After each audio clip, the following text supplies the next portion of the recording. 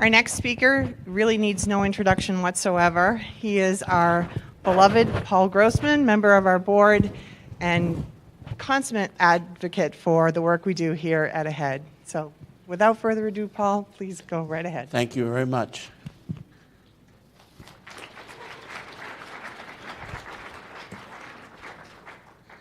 Thank you for starting your morning with me. I hope I'm worth the free cup of coffee. So I'm sorry I'm going to talk about something very serious this morning. And so I'm going to give you a trigger warning, which is I want to talk about rape,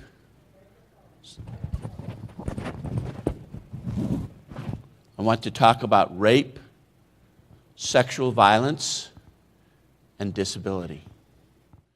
So this theme has come to me in a number of ways. But about 8 months ago, it came to me in a very immediate way. Dr. Vance, my business partner, and I were parked outside her apartment, and we were talking, and I heard kind of in the back of my mind somebody screaming. And Dr. Vance, who was closer to where the noise was coming from, looked out the window and said to me, "Oh my God, he's going to rape her, and maybe he's going to kill her."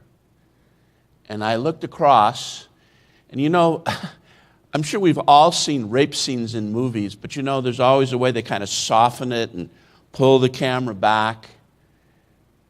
This was for real. And what I saw was a man choking a woman, beating a woman, dragging a woman by her hair, and I heard her screaming, "No, no."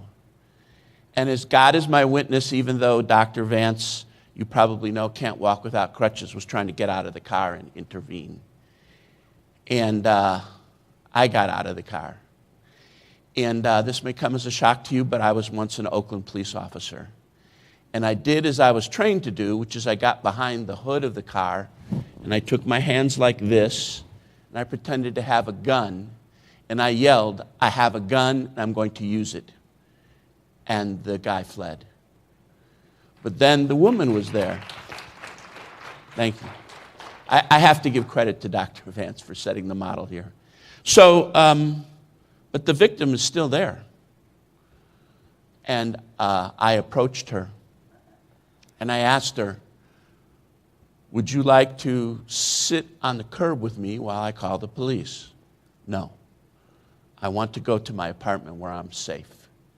And then I said, "Well, my business partner, a woman, is sitting in my car. Why don't you get in the car with her? You can lock the door. I'll call the police." "No, I want to go to my apartment where I'm safe." "Okay, why don't I walk you to your apartment?" Because I thought, well, then when I call the police, we'll just go to the apartment. "No." "Well, why don't I walk like 20 paces behind you and just make sure you're safe? Just make sure he doesn't return."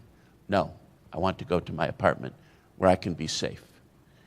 And this was consistent with an experience I had with wounded warriors. Some of you know I like to work with wounded warriors. And I have a panel to talk to a faculty senate, for example. And I cannot think of one panel I did not prepare where at least one person, a Marine, was in tears. I had a niece who was also subject to great sexual violence, and it took her 18 months before she told her parents or me, and we're very close, what had happened. So what's going on here? So there's a term in psychology, moral trauma. And what it means is we all use the events in life as a learning opportunity.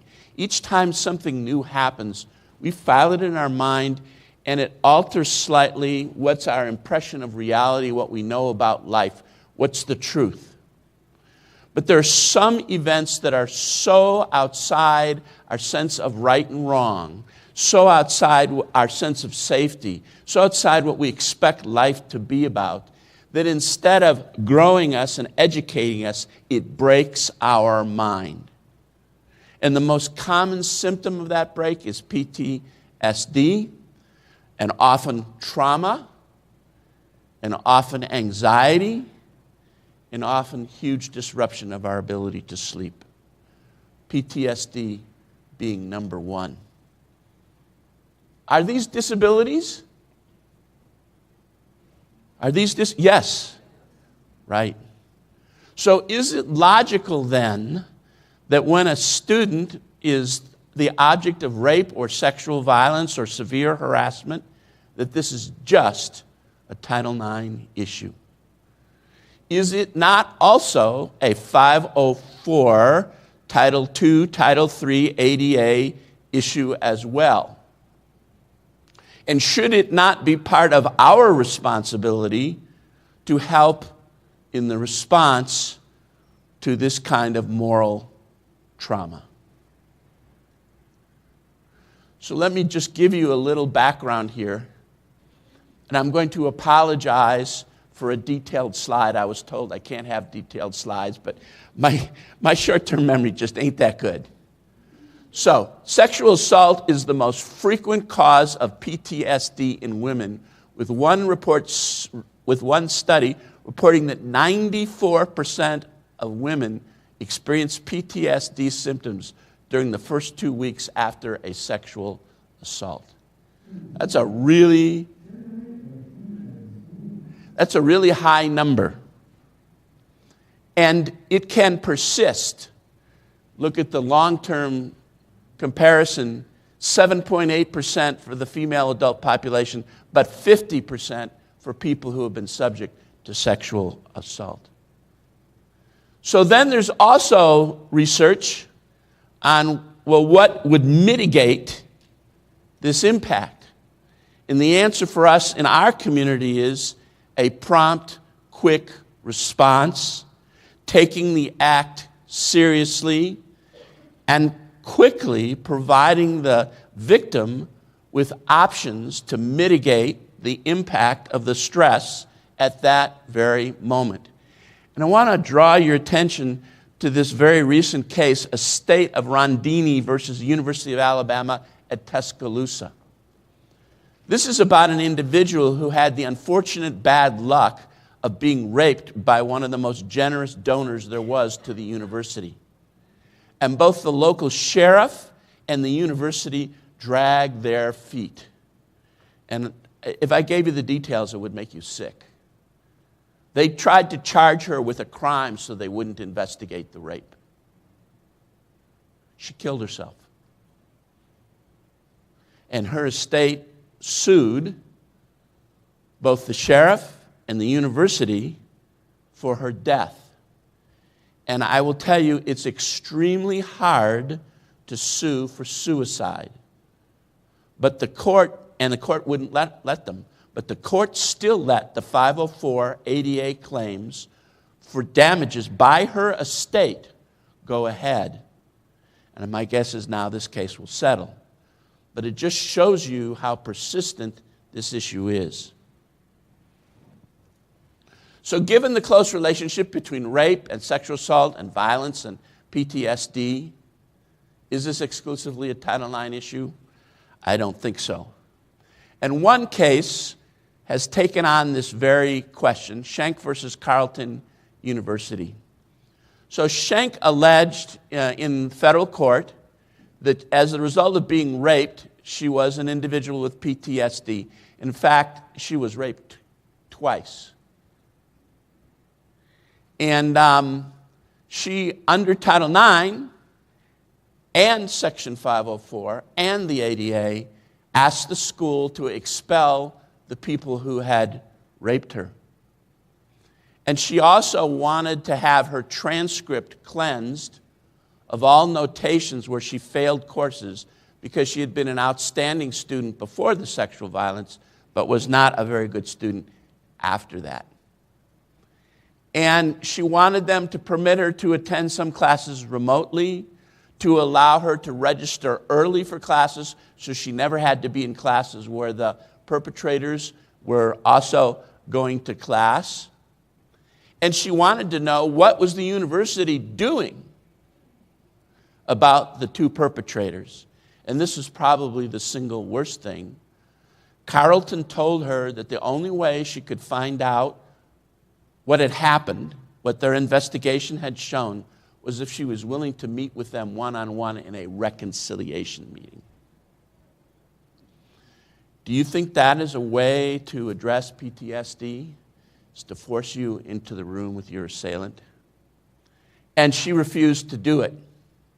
So Carlton moved to dismiss, and interestingly enough, the claims that were allowed to go forward were the Section 504 claims, failure to accommodate.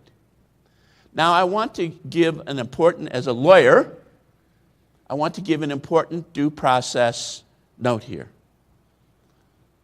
Some issues that she calls accommodations, expelling the two students, are not accommodations. They're Title IX issues, and they need to be resolved through a thorough, prompt, and equitable investigation and a full due process hearing, right? But other issues are better handled as 504 ADA issues. And here's why. Because under Title IX, it matters where the sexual violence took place. Did it take place on campus? Was it a college-sponsored activity? Who was at fault? Were you drunk? Blah, blah, blah, blah, blah.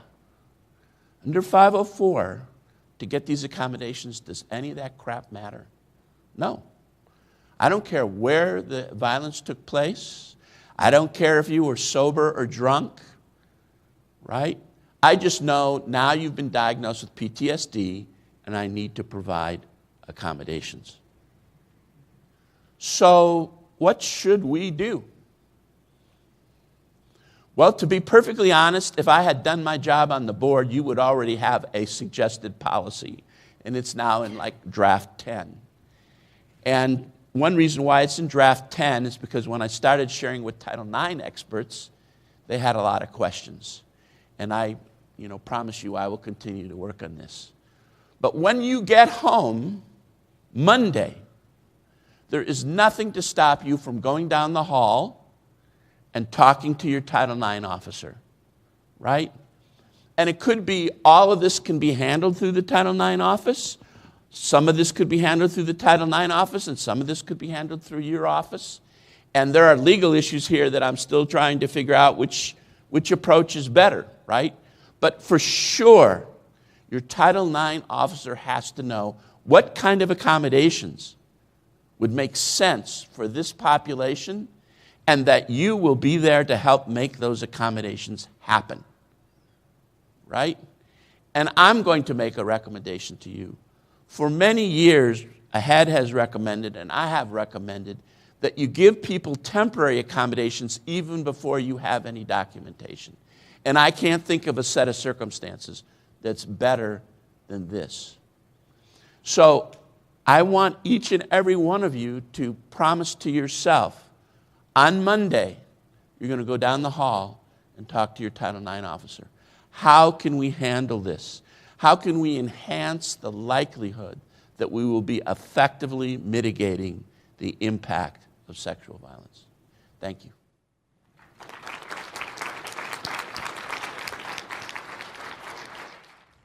Thank you, Paul.